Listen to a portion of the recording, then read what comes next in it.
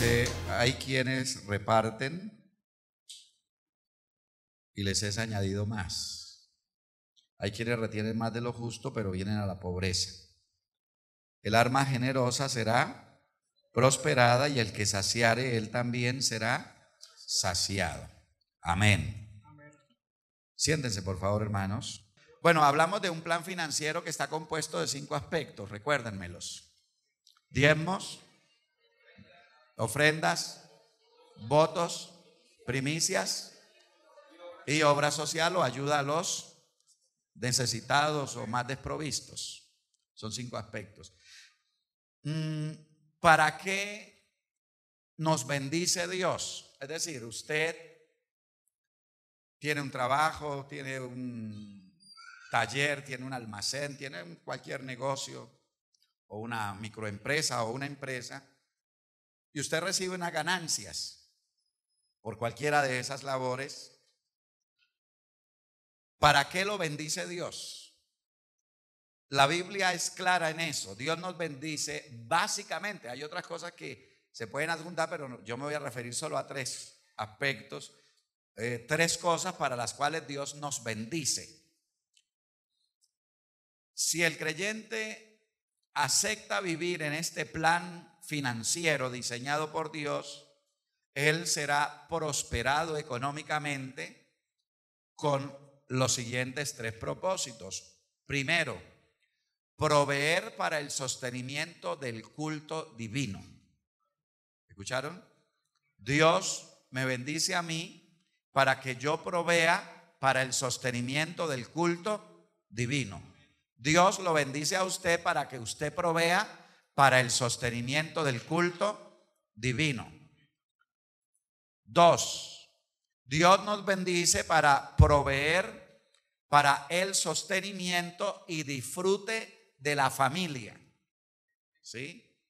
Dios nos bendice, entonces, aparte de proveer para el sostenimiento del culto divino, Él me bendice para que yo pueda sostener mi familia y para poder disfrutar también en familia. Ahí entra, por ejemplo, el tema de las vacaciones, por decir algo, ¿cierto? Y en tercer lugar, Dios nos bendice para que podamos proveer para los más desprovistos. Entonces, ¿para qué nos bendice Dios? 1, para que proveamos para el sostenimiento del culto divino. 2, para el sostenimiento y disfrute de la familia. Y 3, para bendecir a los más desprovistos. Hay otras cosas, pero me refiero exclusivamente a estas 3 que me parece que son como centrales en lo que tiene que ver con la bendición que Dios nos da. Ya entrando directamente a hablar de los diezmos tienen que ver con el propósito de Dios de bendecirnos para el sostenimiento del culto divino. El diezmo es una doctrina bíblica muy importante. ¿Qué es el diezmo? Es la 10ª parte de las ganancias y entradas que el creyente en Dios recibe y que se destinan para el sostenimiento del culto divino.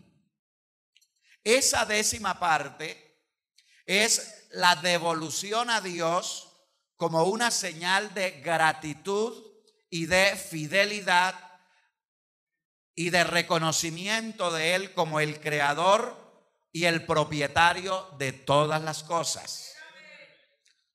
El creyente no se empobrece al devolver a Dios lo que es de Dios. La pobreza viene cuando se retienen esos recursos. Ustedes recuerdan ese texto que dice: no he visto justo desamparado ni su descendencia que mendigue pan. Entonces la gente piensa que no he visto buen cristiano que ora, que ayuna y que su descendencia mendigue. No, ahí justo no tiene que ver nada con el cristianismo, porque el cristianismo no existía cuando se escribió eso. ¿Sí? Entonces, lo primero que tenemos que descartar es que justo se refiera a buen cristiano, porque no existía el cristianismo. El cristianismo surge 1000 y pico de años después de que se escribió eso. No he visto justo desamparado. Entonces, cuando usted se va a ese salmo y lo lee todo, se da cuenta que ese salmo está hablando de dinero, de la administración de la economía. Y es en ese contexto que tenemos que entender la expresión o el versículo que dice: no he visto justo desamparado. ¿Justo en qué? En el manejo de su economía, porque de eso es que habla el salmo. No es que el hermano de buen no, es que el hermano ora mucho y la descendencia de él no le va a faltar pan. No, en ninguna parte dice eso. El texto lo que dice es que si un hombre que cree en Dios es justo en el manejo de su economía, entonces nunca va a estar desamparado y su descendencia nunca tendrá que mendigar el pan. Eso es lo que quiere decir ese texto. Pero note usted que luego en Proverbios dice: hay quienes retienen más de lo que es justo. ¿Se da cuenta? Hay quienes retienen más de lo que es justo.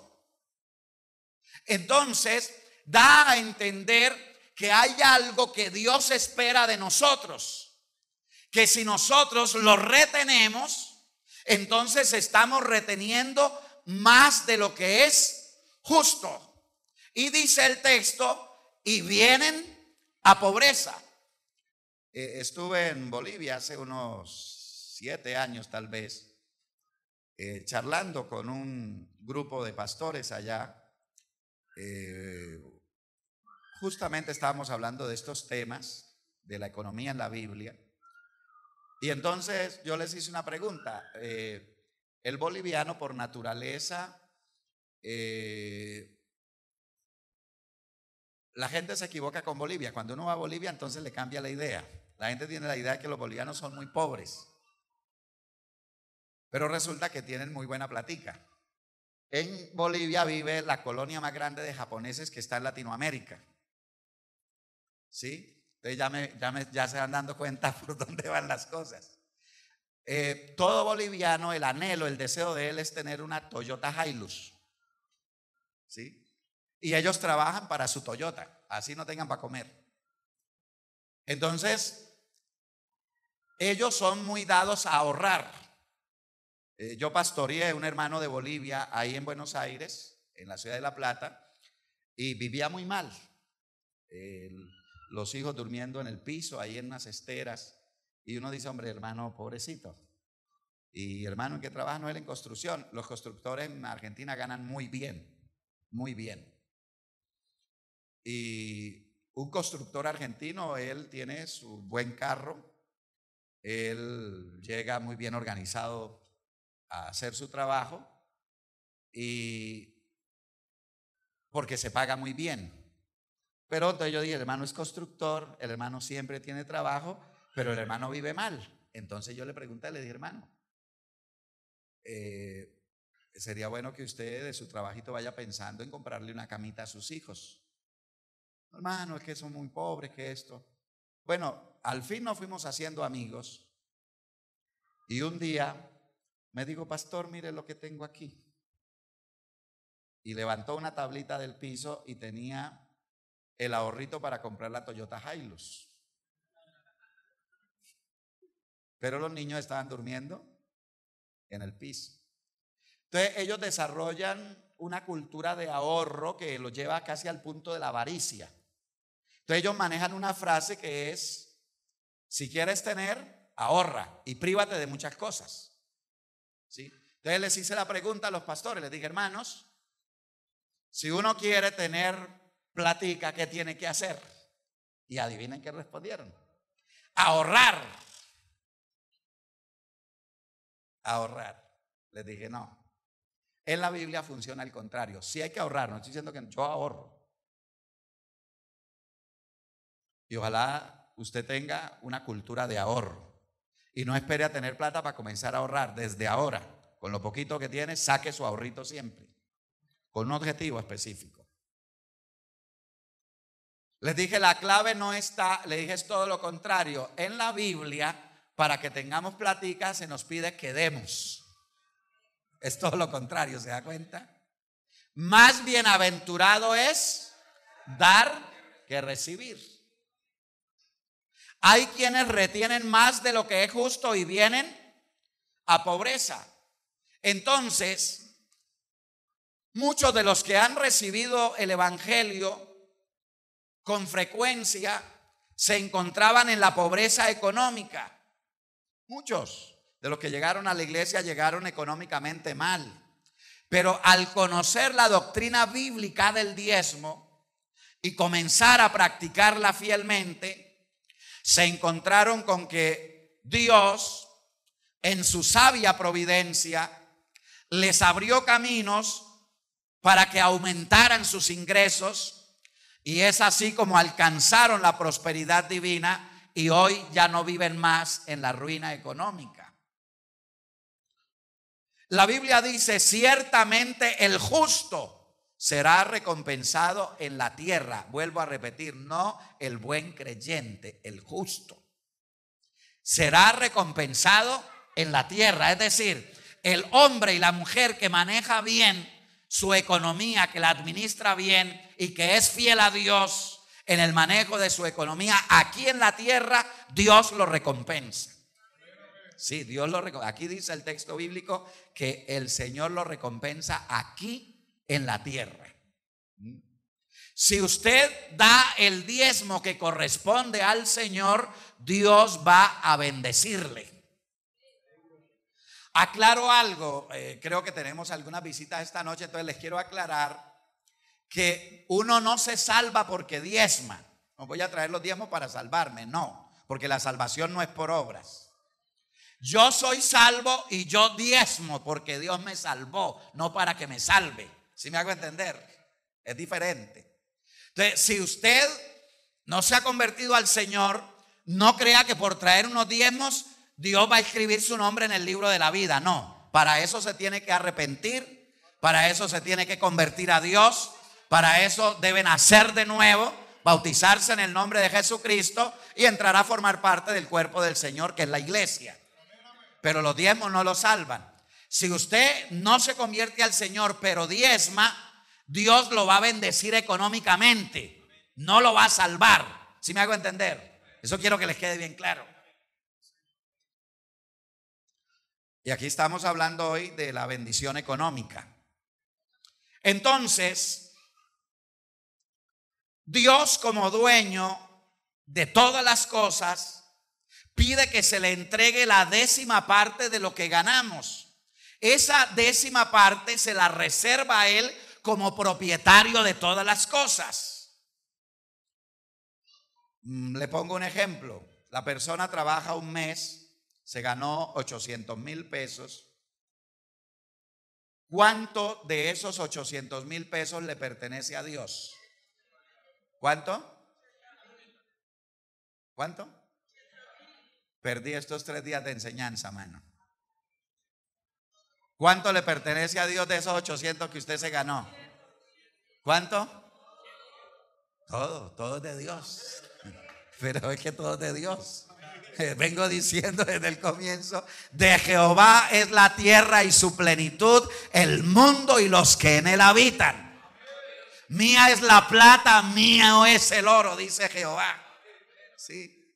Hermano, nosotros no tenemos nada. Oiga, no pasaron el examen, hermano. Yo me gano 800,000 pesos en mi mes de trabajo. ¿Cuánto es de Dios? ¿Quién me dio la inteligencia? ¿Quién me dio las fuerzas? ¿Quién me dio la salud? ¿Quién ha permitido que este corazón no se detenga, sino que siga funcionando y bombeando sangre? ¿Quién? ¿Quién? Todo es de Dios. Bueno, no pasaron el examen, pero yo sé que no se les va a olvidar. Todos los 800,000 son de Dios. Pero Dios nos pide,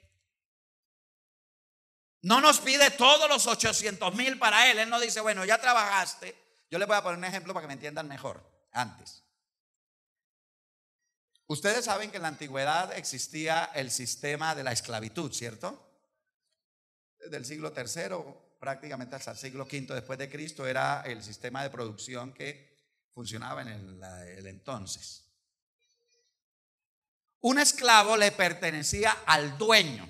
El esclavo era propiedad de. Un jurisconsulto romano muy famoso, Varrón, para referirse a los esclavos, él dice las herramientas mudas.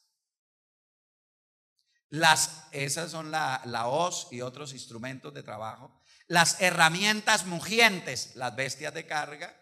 Y las herramientas parlantes, los esclavos. El esclavo no existía para la ley romana. No era una persona, aunque sí era una persona. Yo le estoy hablando en los términos de la época. No era una persona, era un objeto propiedad de. Se vendían en el mercado. Usted salía a la plaza y compraba una gallina, compraba un cabro, pero compraba una persona también. Y esa persona le pertenecía a usted. Si usted amaneció enojado, quítenle la cabeza, se la quitaban y no pasó nada. Usted no va a la cárcel, no ocurre nada, no va a ningún juicio, porque esa persona es un esclavo. A veces sabía que yo tengo una hacienda grande, tengo 50 esclavos y se me vino la cosecha de uvas. Y veo que yo necesito 100 hombres. Con 50 no alcanzo. Mando a mis 50 esclavos a trabajar, pero llamo a mi vecino y le digo, ¿no me alquilarías tus esclavos? Y él me dice que te los alquilo.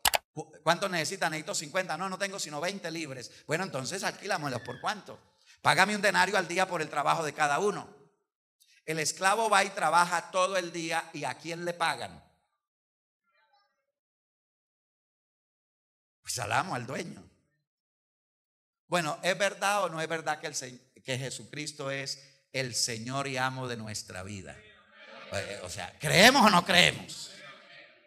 Pablo dice de esta manera, escribiendo a los romanos: yo Pablo, siervo, doulos de Jesucristo. Yo Pablo, esclavo de Jesucristo.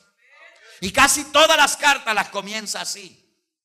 Y él dice, mire, cuando uno se convierte al Señor, la persona piensa que quedó libre. Espere, le cuento cómo es, para que sepa para dónde es que va el agua al molino. Nosotros teníamos un amo malo, Satanás. Nunca le abrió la cárcel a sus presos. Nos pisoteó, nos maltrató, nos humilló. Llevó al hombre a la hecatombe. Destruyó naciones, puso a la gente a matarse unos con otros. Y ese es el amo de este mundo llamado Satanás. Y vino Jesucristo, lo venció y reclamó todos los hombres que Satanás tenía presos. ¿Qué fue lo que sucedió con la redención? Simplemente cambiamos de dueño. O eres del diablo o eres de Jesucristo. Uno no puede estar en la mitad. Ser la mitad de aquí para allá está consagrada, hermano. Esta partecita es de Dios y esta es medio del diablo. No, o eres del diablo o eres de Dios. O eres esclavo de Jesús o eres esclavo de Satanás. El que vive en el pecado es esclavo de Satanás. Pero el que se ha entregado a Jesucristo y vive en la justicia de Dios es esclavo de Jesús. Entonces este esclavo trabaja. Le estoy poniendo ese ejemplo para que me entienda. Este esclavo trabaja. ¿Y de quién es lo que gana este esclavo? Del dueño. ¿O él no es dueño entonces? Si es mío, entonces yo no tengo dueño. Que sí tengo. La gente piensa que no tiene dueño, pero sí tiene. O es Jesús o es el diablo. Entonces, yo trabajo y pues, sigamos con el ejemplo de los 800,000 para que me entiendan. Recibí 800,000, dijimos que esos son ¿de quién? Del amo, ¿cierto? De Jesucristo. De Dios. Pero Él no nos pide todos los 800,000 como lo hacía el amo de la antigüedad. Le daba comida, lo mandaba a dormir allá en la caballeriza, lo maltrataba y todo el trabajo del esclavo era para el dueño. Pero el Señor no hace eso. El Señor sabe que tenemos una familia por mantener, unas obligaciones por cumplir. Así que de esos 800,000, Él dice, esos 800 que son míos, solamente voy a tomar 80,000 y los restantes 720,000 son para que los administres para tus necesidades, tus ofrendas y tu ayuda a los desprovistos. Esos 720,000 que ya tienen la bendición de Dios, te van a rendir más que los 800,000 sin la bendición de Dios. Y eso no es cuento, nosotros ya lo hemos comprobado durante años.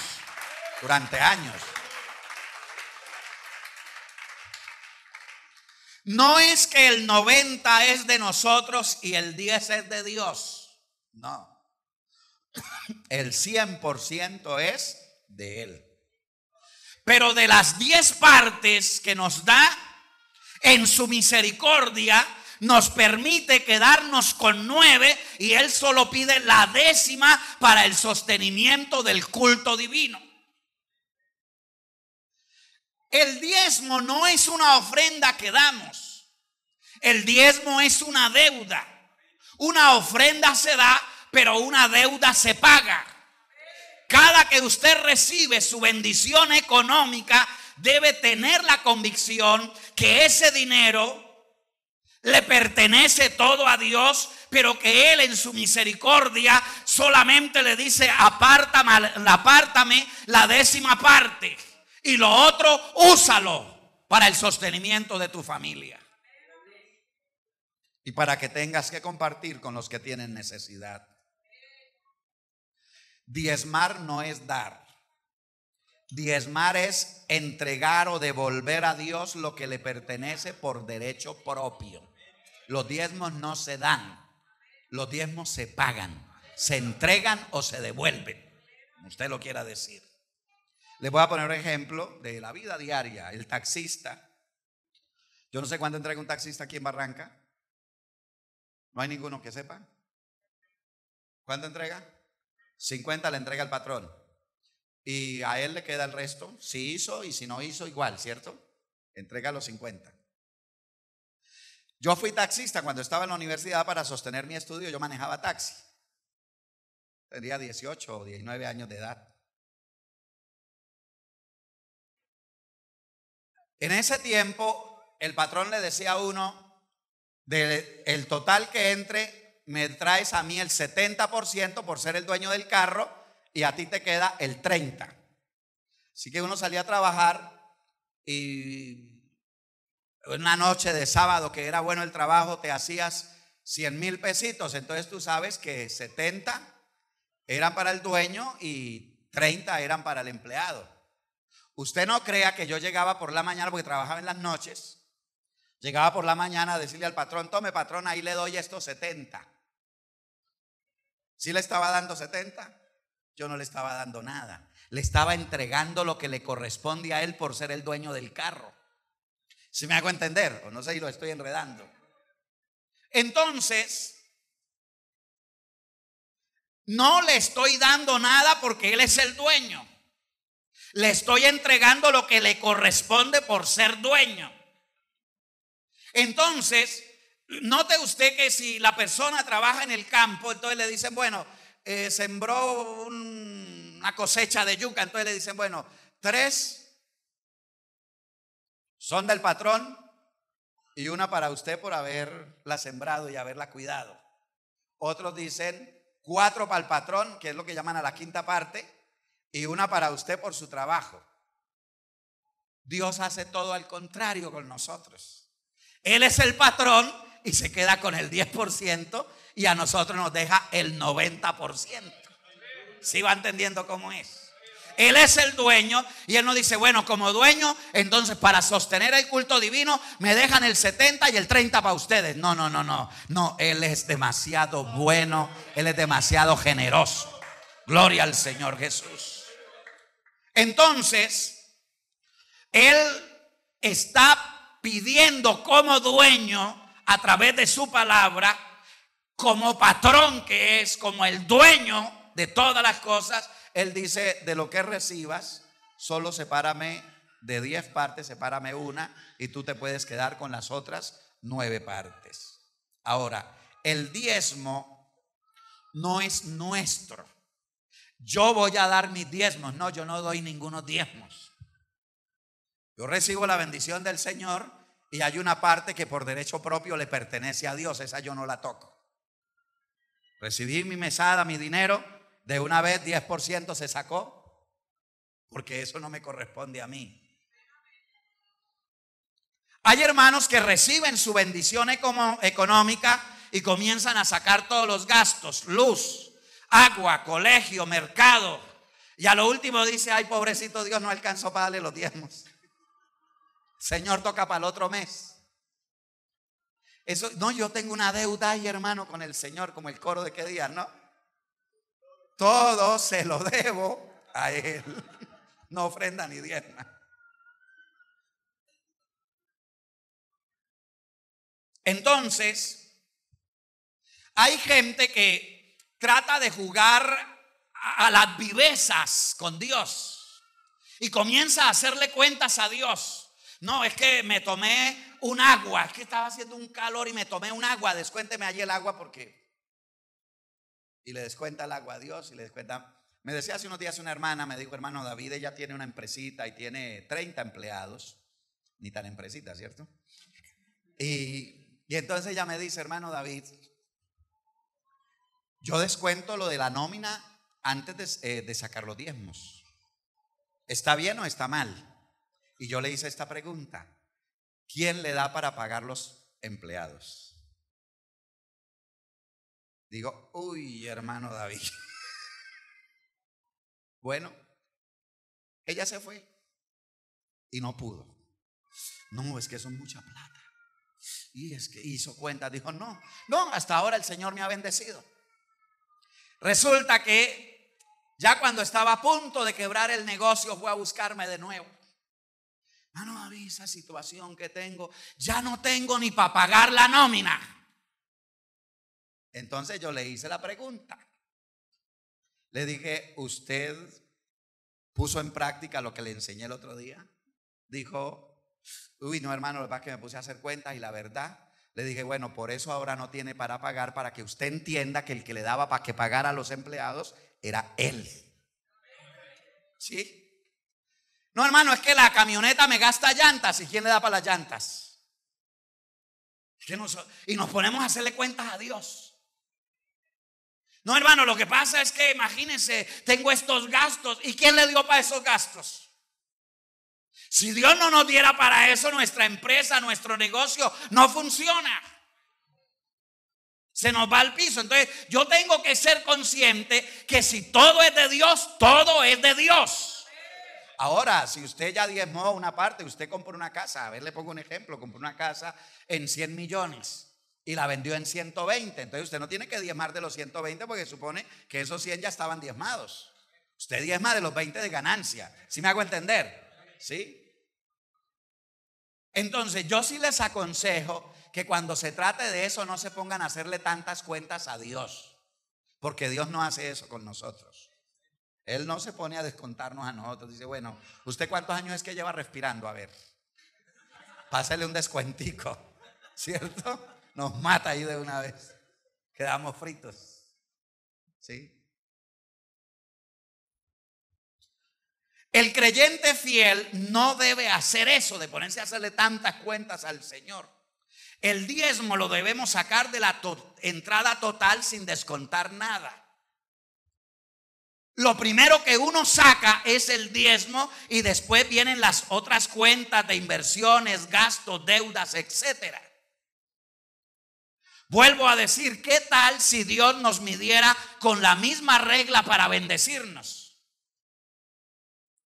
Que le descuento tanto por el oxígeno, que le descuento tanto por la salud que le di hoy, que le descuento por la inteligencia, que le descuento por el sol y por la lluvia. No, hermano, Dios no hace eso con nosotros. No seamos ingratos con Dios. No le haga tantas cuentas, que Él lo ha bendecido de manera generosa. También hago notar que dar algo o dar cualquier cosa no es diezmar. Yo trabajé en el campo, en un pueblo donde la economía era avícola. Y había un hermano que tenía una finquita y cada vez que vendía la cosecha de café no volvía a la iglesia. Duraba como 3 meses que no iba, se ponía bravo, porque él no quería diezmar. Y por ejemplo, vendió, por decir algo, la cosecha, pongámosle un precio, 10 millones de pesos. Entonces, él no era capaz de llevar 1 millón de pesos de diezmos. Le parecía muy difícil, entonces se enojaba y no volvía a culto. Yo ya sabía, cuando no lo veía, yo decía, ya llegó la cosecha de café. Y hermano, ¿qué pasó? Iba a la casa. No, hermano, es tantos problemas que uno tiene, bueno. Y por ahí a los 3 meses aparecía con 20,000 pesos. Mira, hermano, los diezmos.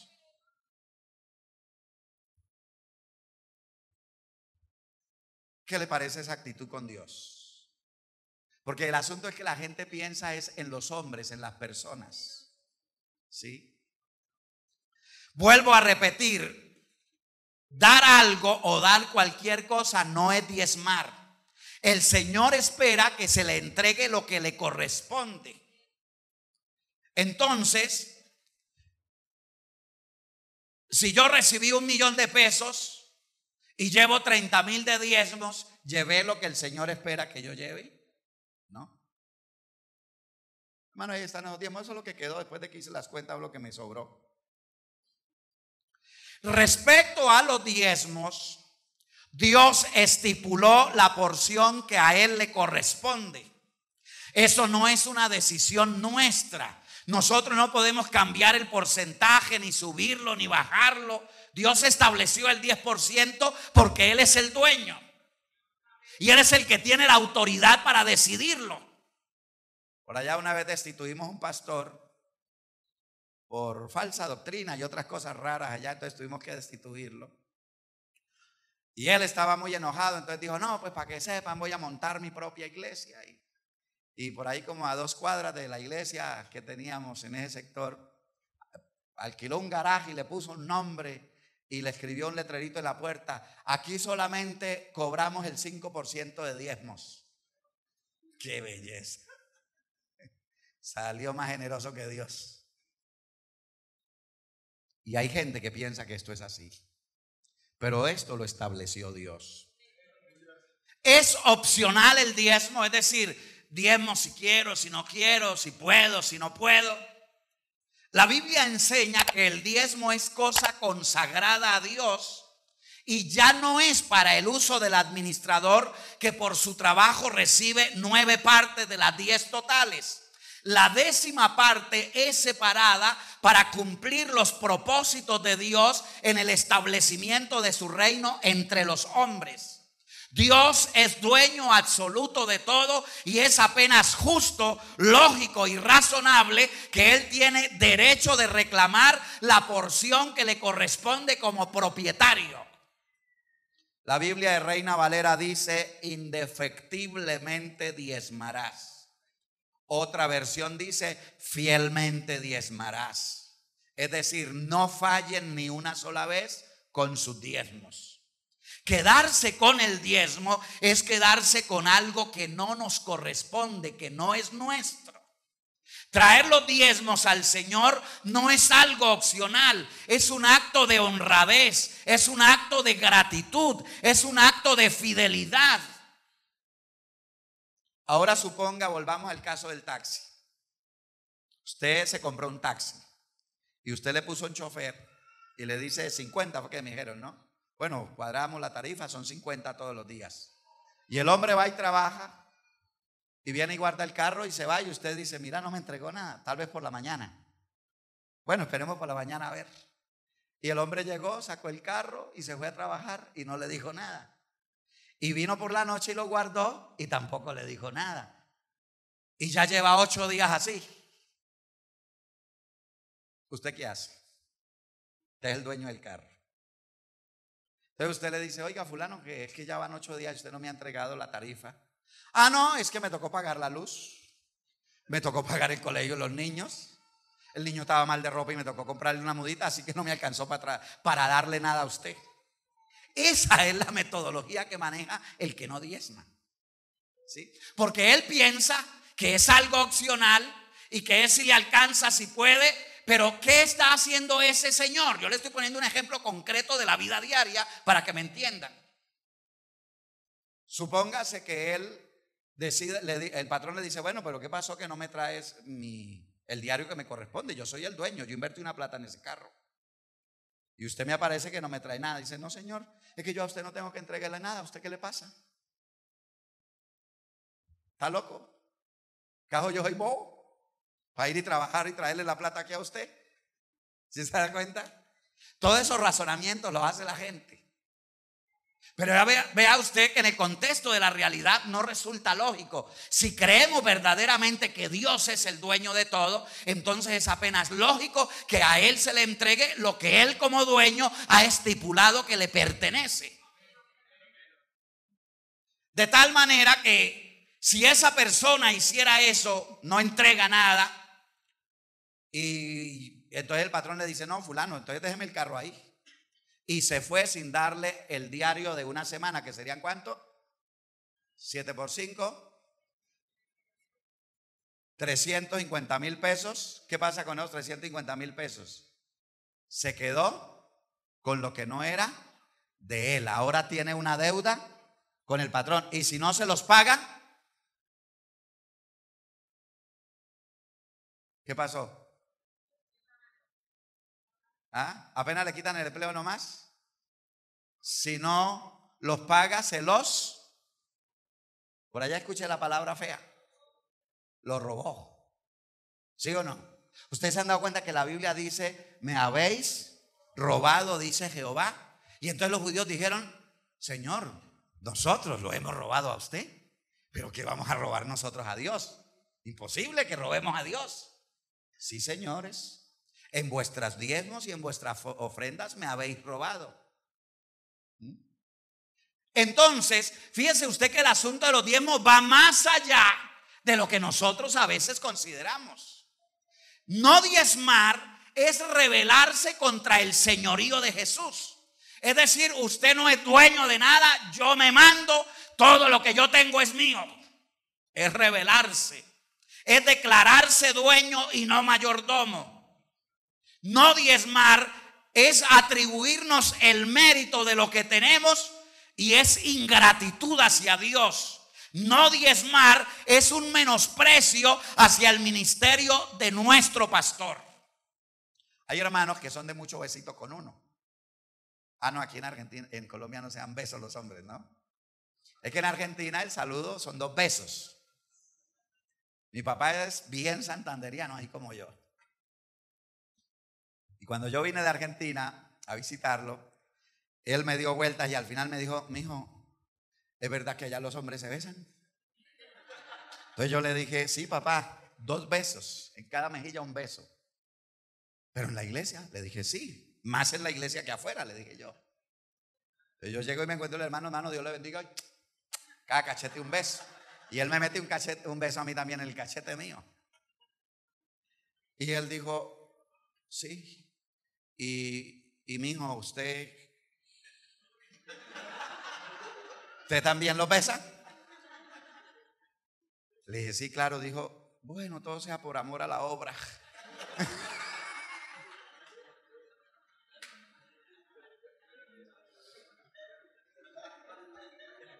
Hay muchos hermanos que son de mucho besito con el pastor y no diezman. Esas personas no aman a su pastor. Esas personas no reconocen a ese hombre como su pastor. Porque están diciendo, su ministerio no me interesa.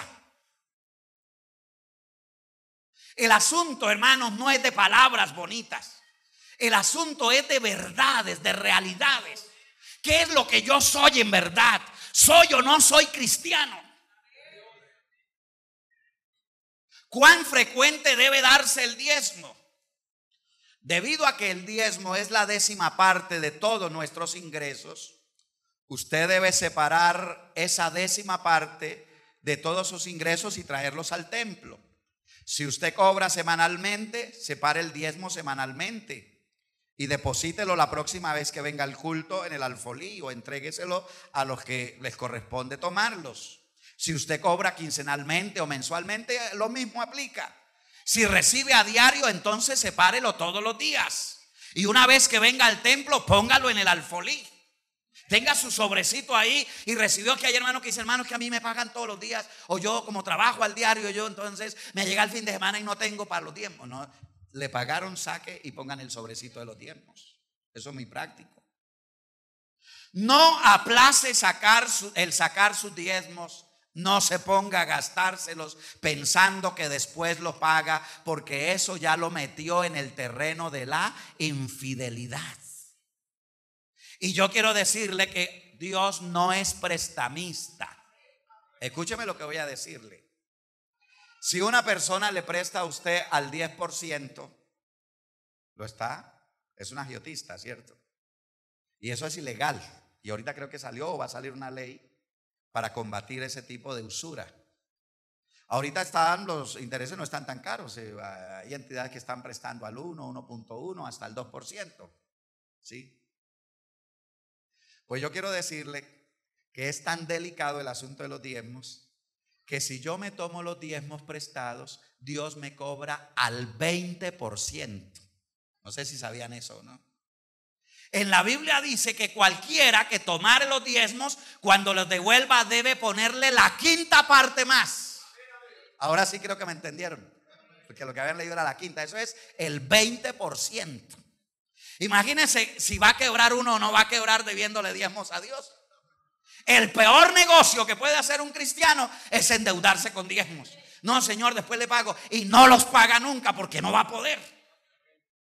Yo le aconsejo a los hermanos que se han puesto a echarse deudas de diezmos, que vayan al altar y le digan: Señor, perdóneme, y de aquí para allá me voy a poner fiel y serio.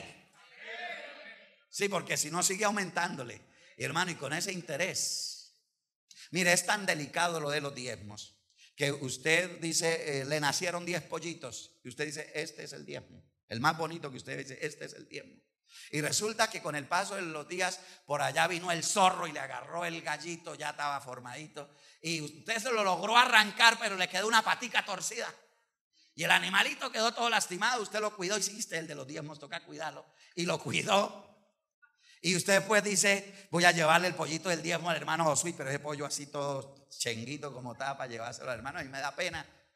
Entonces Dios le dice: como ese ya es el mío, si tú decides cambiarlo, no te puedes quedar con este, tienes que llevar los dos. El que ofreció en lugar de... Vea cómo es delicado el asunto de los diezmos. Eso está en la Biblia, lo que les estoy contando. ¿De quién son los diezmos? ¿Del creyente? ¿Del pastor? ¿De la iglesia? ¿De quién son los diezmos? Eso lo tenemos claro. El diezmo de la tierra, así de la simiente de la tierra como del fruto de los árboles de Jehová, es cosa dedicada a Jehová. Si esos diezmos son de él, le pongo el ejemplo del taxi otra vez para que me entienda.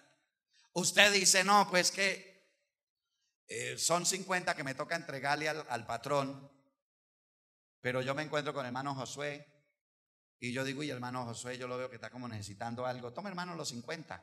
Y voy y le digo al patrón: patrón, lo que pasa es que le di la plata a otra persona.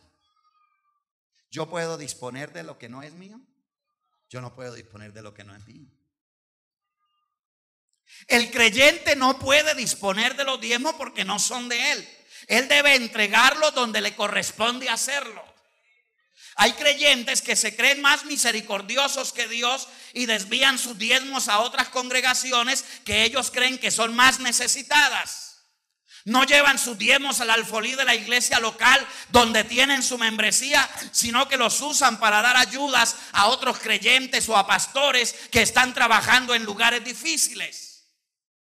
La fidelidad, la gratitud y la buena ética cristiana también consisten en llevar los diezmos a la congregación donde usted tiene su membresía. Hay algo que sucede mucho cuando se comienzan a abrir obras nuevas. Hay hermanos que dejan de diezmar en la iglesia donde son miembros porque consideran que la obra nueva y el nuevo obrero necesitan más que su pastor, y le mandan los diezmos a ese obrero. Yo quiero darles un consejo sabio esta noche. No mande sus diezmos al obrero para ayudarlo, porque le está haciendo daño. Básicamente por dos razones.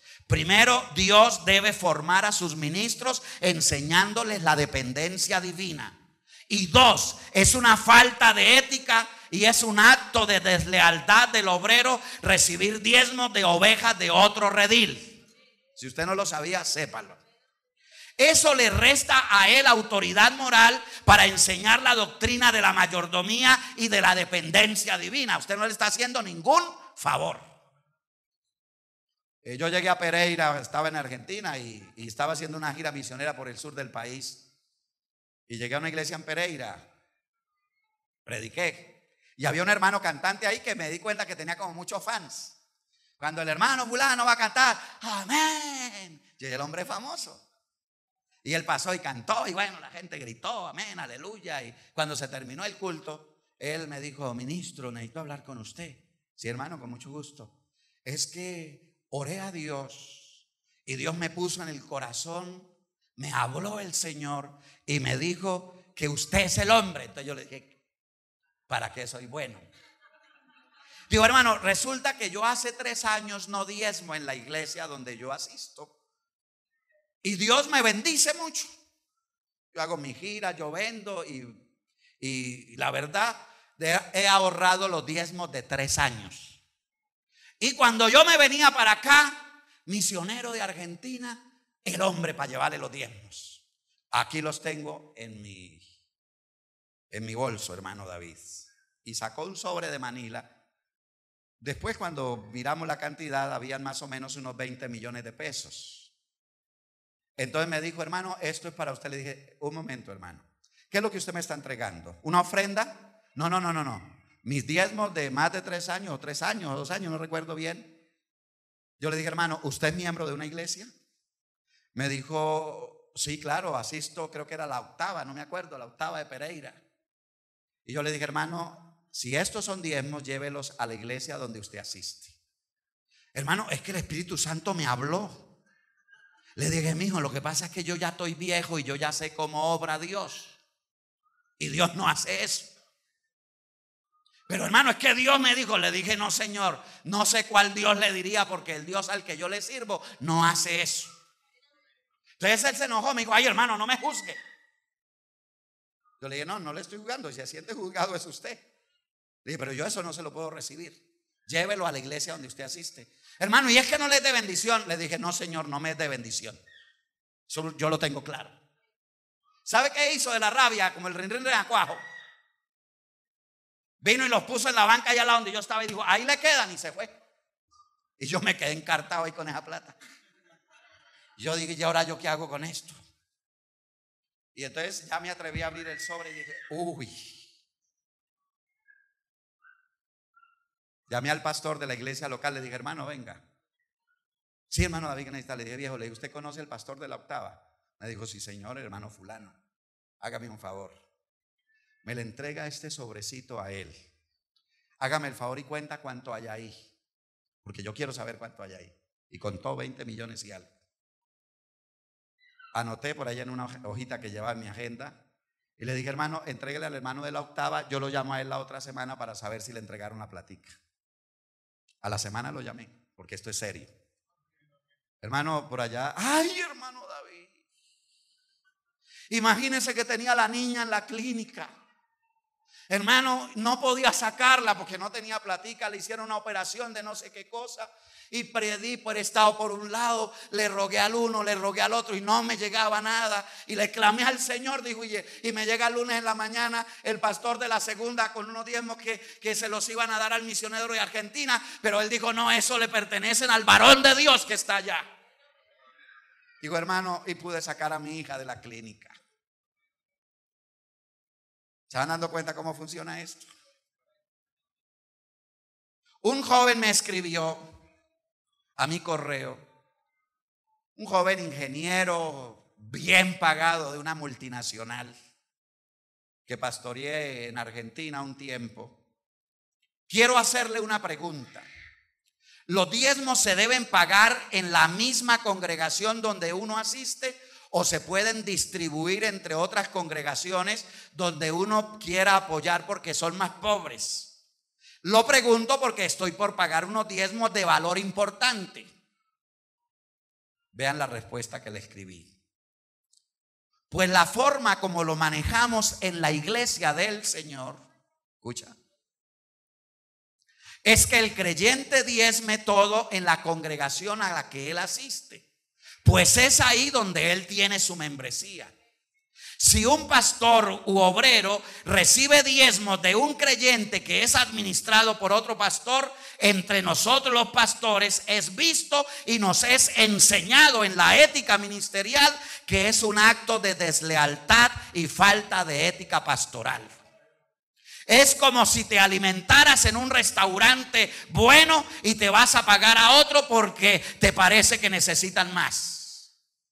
¿Sí me hizo entender? Entras a un buen restaurante, te tratan bien, te sirven bien. Y usted dice, aquí tienen como mucho lujo en este restaurante. Aquí hay buen sonido, aquí hay buenos equipos. Aquí yo veo al pastor a toda hora de saco y corbata y a los diáconos también.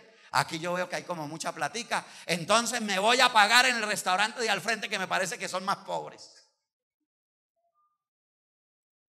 No necesita mucha teología, se necesita un poco de sentido común. Entonces, no es que comes en un restaurante bueno y luego dices voy a pagar en aquel otro que son más pobres porque quiero apoyarlos. Fíjense que no suena lógico ni racional.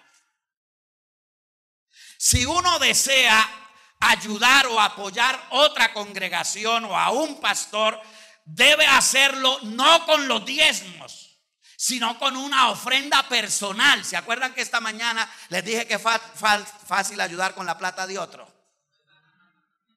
Claro, es fácil ayudar con la plata de otro. Entonces, no, vaya y dígale al pastor que él le da.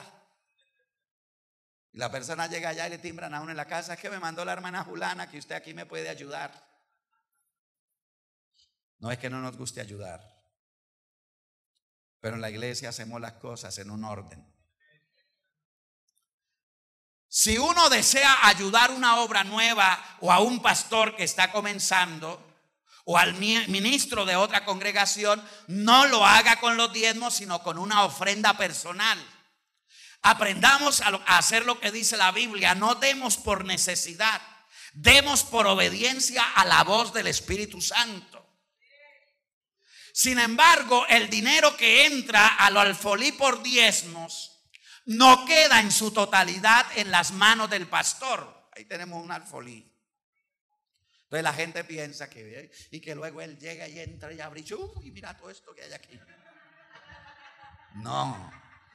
La iglesia tiene una junta local y tiene un tesorero y tiene uno o dos hermanos que se han nombrado para que ellos, yo ni siquiera tengo llave del alfolí de la iglesia donde pastoreo porque nunca lo abro, porque no me gusta tocar esas cosas.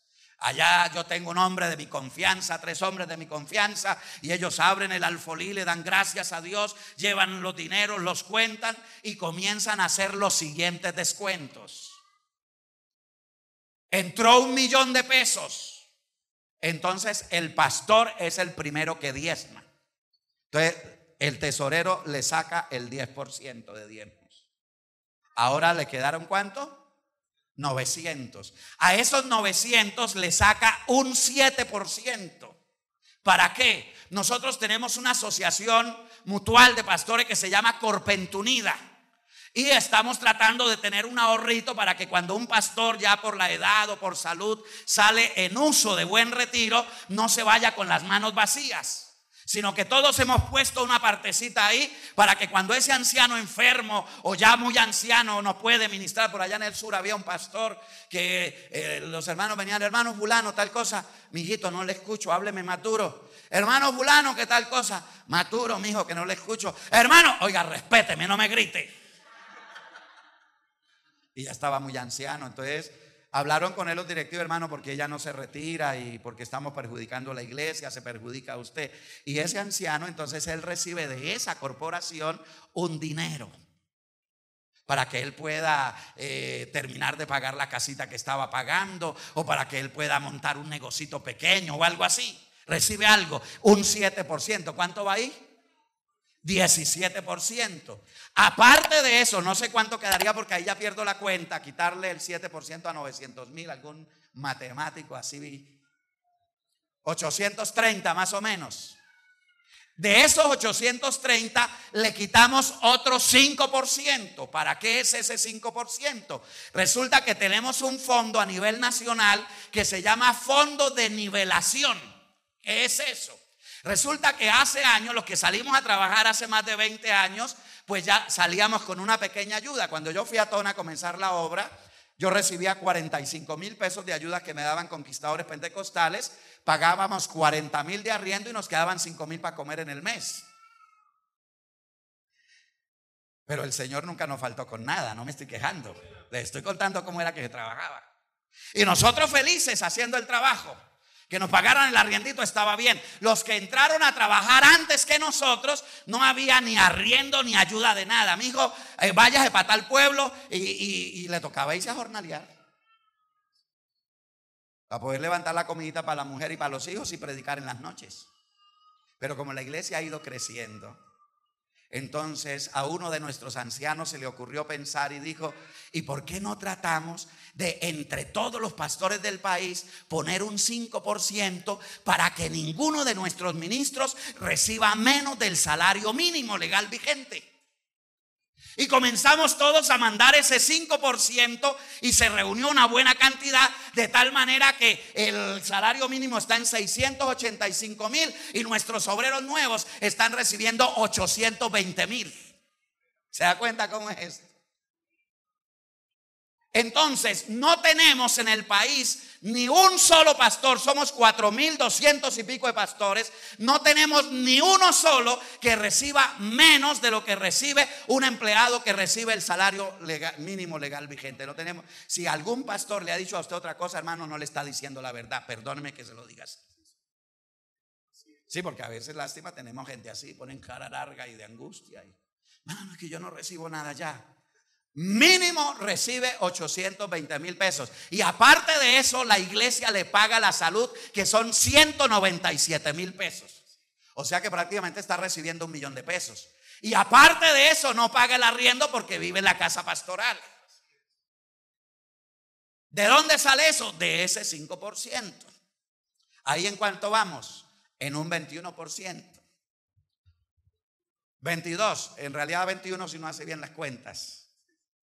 Pero bueno, está bien 22. No pelean por un porcentaje. Ahora, de eso que queda, ¿en cuánto iríamos por ahí? 700 ¿qué? 80, 90. Pongámosle 790, 80 será. 80, 780. Del millón ya vamos en 780. De esos 780, el pastor deja un porcentaje para la iglesia local. En algunos lugares el 5%, en otros el 10%, en otros el 15%. Ese porcentaje depende de una fórmula matemática que manejamos, de acuerdo a los ingresos que haya en la iglesia. Entonces se deja un porcentaje. Entonces, ¿en esta cuánto dejan? 12. ¿Cuánto? 12%. Entonces íbamos en 21, ahora otro 12% menos que queda para el fondo local. ¿Para qué se usa esa plata que entra al fondo local? Hay que pagar la luz, ¿cierto? Hay que mantener el lugar. Hay, aparte de servicios, hay otros gastos. Y eso se hace con ese dinero que el pastor, que se liquidan de los diezmos que ingresaron al fondo local. Aparte de eso, aquí en nuestro distrito se saca un 3% más. Lo llamamos 3% de solidaridad. ¿Para qué? Resulta que de esos pastores que les dije que reciben 820,000, se les paga el servicio de salud. Aparte de eso, tenemos algunos que no tienen casa pastoral y pagan arriendo. Entonces nosotros ponemos otro 3% más para que él no tenga que pagar el arriendo de lo que recibe, sino que los mismos compañeros le mandamos para que él pague su propio arriendo. ¿Sí me hago entender? Es decir, que el pastor de lo que ingresa al alfolí recibe entre un 50 o 55% por ahí. Eso para que ustedes se alivien si alguno está enfermo por eso.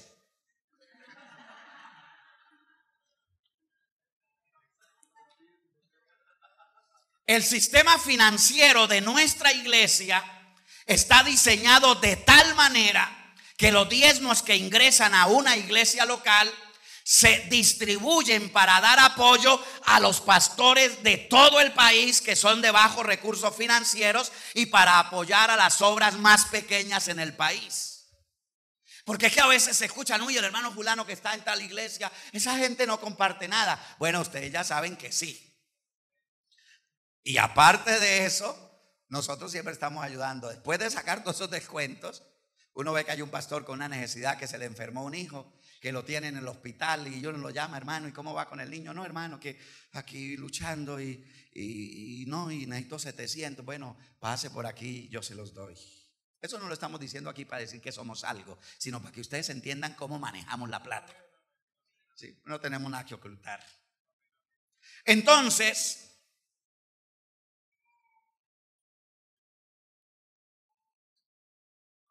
yo les decía que gracias a Dios por el sistema administrativo de la iglesia, nuestros pastores en todo el país económicamente están recibiendo un poco más del salario mínimo, los que están en lugares más difíciles y más pequeños comenzando. De tal manera, le escribí al muchacho que no es saludable ni sabio que usted mande sus diezmos a otro lugar, ya que el sistema financiero de la iglesia está diseñado para ayudar a los más débiles. Entonces, de todos esos porcentajes que se descuentan de los diezmos, note ustedes que todos tienen como finalidad, lo que yo les dije, el 10% que se manda al Fondo Nacional, con ese 10% y con las ofrendas misioneras que mandamos. Recuerdan que cada mes recogemos una ofrenda misionera en la mañana y en la tarde. Las dos ofrendas se deben enviar al Fondo Nacional una vez al mes. Recogemos una ofrenda de Gavillas para Cristo un mes y al otro mes una ofrenda de Rayos de Luz, y cada 6 meses una ofrenda semestral misionera de jóvenes y de Dorcas.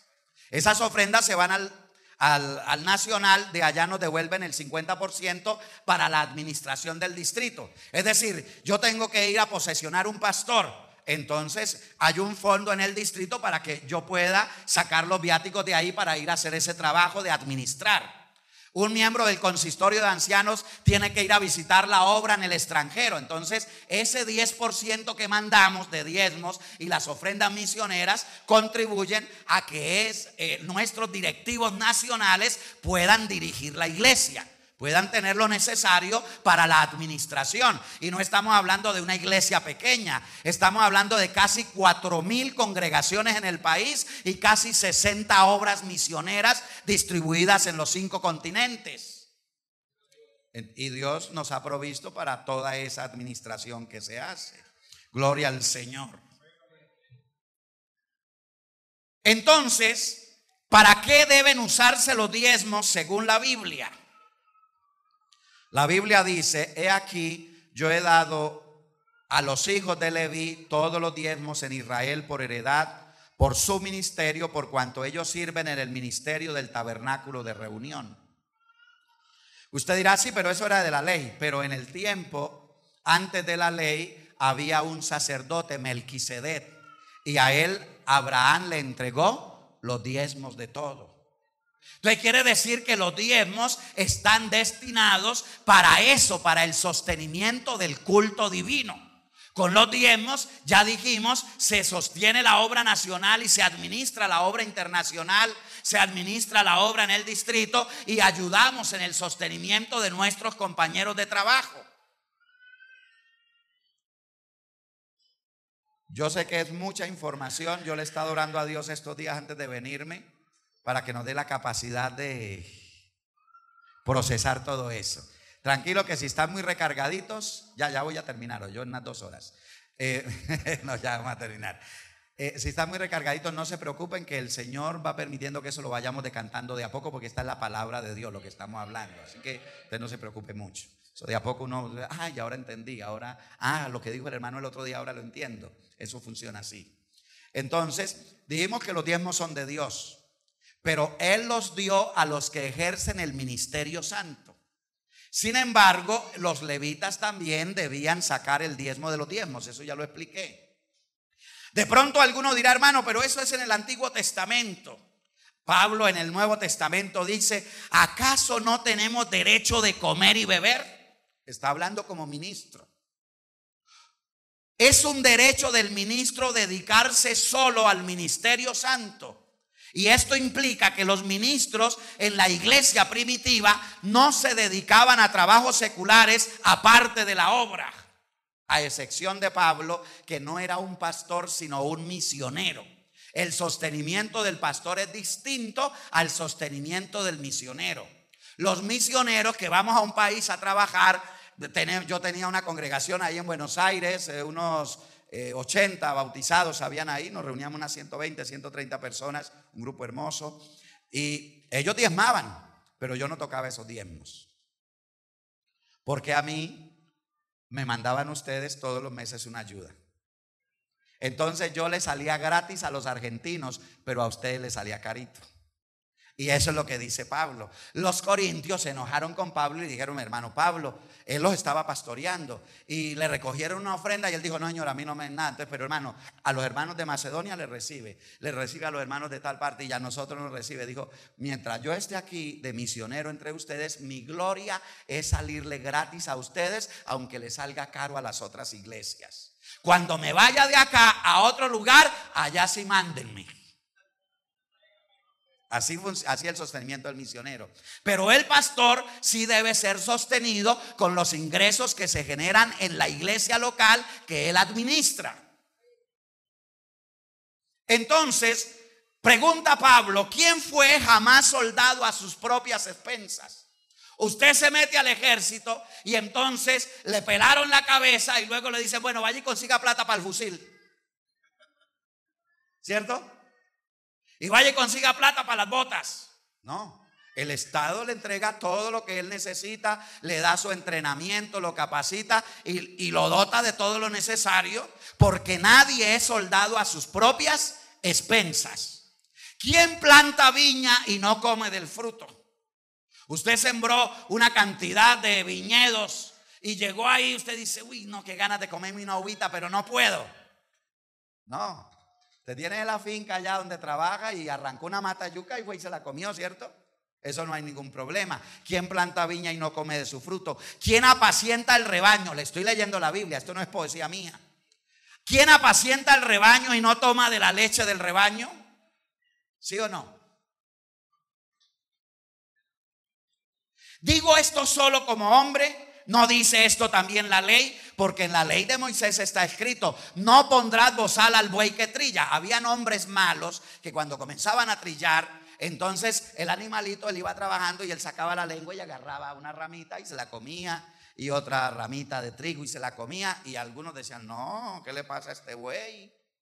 Y agarraban con una especie de saco y le hacían un bozal y lo amarraban. Eso es ser malo, para que el animalito no fuera a comer nada. Y entonces pregunta Pablo y dice: no pondrás bozal al buey que trilla. Y pregunta: ¿tiene Dios cuidado de los bueyes o lo dijo por nosotros los ministros? Pues por nosotros los ministros se escribió, porque con esperanza debe arar el que ara y el que trilla, con esperanza de recibir el fruto. Si nosotros sembramos entre vosotros lo espiritual, es gran cosa si segáremos lo material. En el texto griego tiene un giro que en el español no se le nota. Es como si dijera: ustedes creen que estamos haciendo el gran negocio, más o menos de eso. Creen que estamos haciendo el gran negocio, que nosotros les damos cosas espirituales y ustedes a cambio nos dan algo material. Por ejemplo, la persona, le estaba contando hoy al hermano de un anciano allá que bautizamos en Argentina, y predicó un sermón y la gente estaba así medio dormida, algunos también. Y entonces al final les dije: bueno, hermanos, si alguno quiere recibir el Espíritu Santo, venga aquí, yo voy a orar por usted. Y el abuelo se paró y dijo: si lo dijo el misionero, yo voy. Y se vino y se arrodilló y le puse la mano y comenzó a hablar en lenguas. El Señor lo bautizó con el Espíritu Santo. Tengo una preocupación sobre el tema de las ofrendas, porque es que hay hermanos que no ofrendan, sino que dan limosna. Limosna y salimos de los diezmos y entramos en la ofrenda. Apenas estamos comenzando. No, ya, tranquilos. Voy a hablarles algo de las ofrendas y oramos.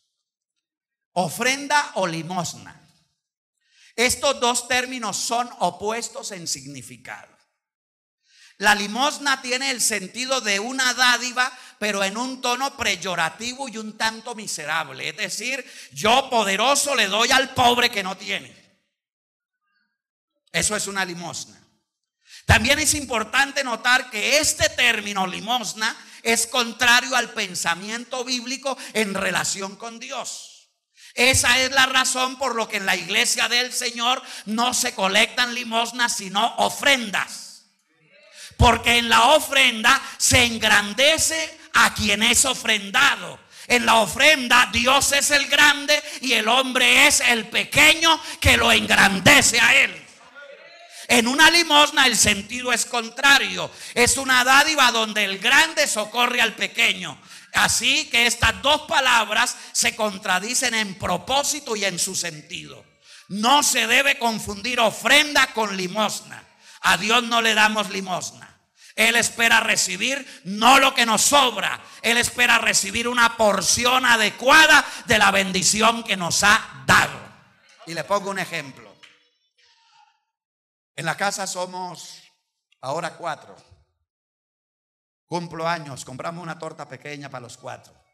Como somos 4, ¿en cuántos pedazos la partimos? Pues en 4. Y comemos hasta que nos hartamos. Y entonces la niña pequeña dice: papá, ya no quiero más, y deja ahí los sobros. Y aparece alguien por ahí y golpea la puerta: señor, no, una limosnita. Y yo le salgo con las sobras que dejó mi hija. Estoy dando una limosna. Estoy dando lo que me sobra. Tengo una camisa vieja que ya se le molió el cuello. Ya no me la pongo más. Y llegó el pastor que tiene necesidad a visitarme y voy, me la doy de generoso. Mija, la camisa, la del cuello roto. Mira, hermano, esto es una bendición. No, yo me lo llevo a un almacén de marca y le compro una camisa excelente, buena, porque a ese hombre no le voy a dar una limosna, le voy a dar una ofrenda. ¿Sí me estoy haciendo entender? Entonces, la ofrenda tiene que ser de esta manera. Un hombre guerrero, rey o general de una nación iba contra un pueblo enemigo y lo vencía y lo conquistaba. Entonces traían al rey de ese pueblo. Y el que venció, perdóneme hermano, le quito esta silla de acá un momento, ¿me permite? El que venció estaba sentado en el trono, en una sala grande. Ahí con todos sus honores, era el rey vencedor. Y al otro lo traían amarrado con unas cadenas. Era el vencido. Y se arrodillaba ahí y del pueblo vencido le traía unas ofrendas de frutas o de dinero. Y sabe cómo tenía cuando el otro aquí sentado y el que entraba por este extremo de la sala. Tan pronto entraba al salón donde estaba el rey, de rodillas, mijo, porque el grande es él. Y le llevaba la ofrenda así, hasta que llegaba allá y luego se le inclinaba y se la ponía en los pies.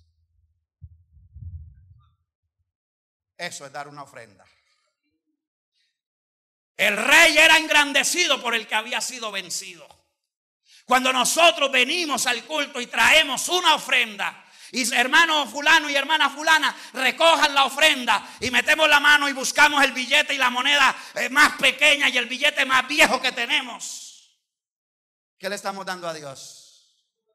Una limosna. Qué atrevimiento, qué falta de respeto con Dios. Dios no necesita limosnas. Dios es el Todopoderoso. Dios es majestuoso. Él dice: yo si tuviera hambre no te lo diría a ti, porque mío es todos los animales del campo me pertenecen. Gloria a Dios. ¿Cómo debo ofrendar entonces? Dice: medida buena, mecida y apretada y rebosante. Y con la misma medida con que medís, se os volverá a medir. Le explico. Si yo tenía un granero y vendía frijoles, entonces yo iba a comprar al que me provee y me llevaba una taza grande para la medida y compraba con esa y llenaba el lugar. Viene el cliente a comprar, escondo la taza grande y saco una pequeña y le mido con esa. Si yo vendía telas y me iba a comprar las telas para el negocio, me llevaba al hijo más alto que tenía, el de 1,92, y medía el codo desde aquí hasta aquí, con ese brazote largo de ese muchacho. Estaba comprando, y cuando iba a vender se traía el pelado pequeño y le medía el codo de aquí hasta aquí. Entonces Dios dice: cuando me vayan a dar a mí, yo no soy tonto, a mí me dan con la medida grande. Eso lo dice la Biblia, medida grande. Entonces agarramos con la medida grande y llenamos el lugar de la ofrenda. Y él dice: no estoy contento todavía, mésanla, sacúdanla, como cuando agarran el bulto de papa y lo sacude así para que baje, y le pone más, y vuelve y lo sacude y no baja más, entonces lo empuja, y cuando ya ve que no baja más, agarra y póngale para que rebose. Dice: así es que él quiere que ofrendemos. Eso es una ofrenda. ¿Qué es la ofrenda? Entonces la ofrenda es que tenemos la torta, que somos 4. Pero yo me acuerdo de Josué. Entonces le digo a mi mujer: mi amor, hágame el favor y me saca 5 pedazos. Y sepáreme un pedazo ahí para Josué. Y voy y lo visito y le digo: mira, Josué, te traje no los sobros de la torta, te traje una porción de mi torta. Aleluya. Ojalá entendiéramos esas cosas nosotros. Ofrendar a Dios es darle una porción que afecte nuestro presupuesto. Ofrendar a Dios es mirar en nuestro presupuesto semanal o mensual. Nosotros con mi esposa sabemos cuántas son nuestras ofrendas en el mes. El jueves doy tanto, el martes doy tanto, el jueves tanto, el sábado doy tanto, que viene culto misionero tanto. Y ya tenemos definidas las ofrendas. No es que llegamos al culto, ¡ay, la ofrenda! 1,000 pesos. No. Usted, cuando haga su presupuesto, si no lo hace, comience a hacerlo. Saque una porción para el Señor. No se la traiga a un solo culto, porque si no después va a quedar como que no ofrenda. Lo voy trayendo en cada culto una parte, en el otro culto la otra parte. Y saco las ofrendas para mis hijas, para que aprendan a ofrendar a Dios. Y mi esposa saca también sus ofrendas. Por favor, no le vuelva a traer más limosnas a Dios.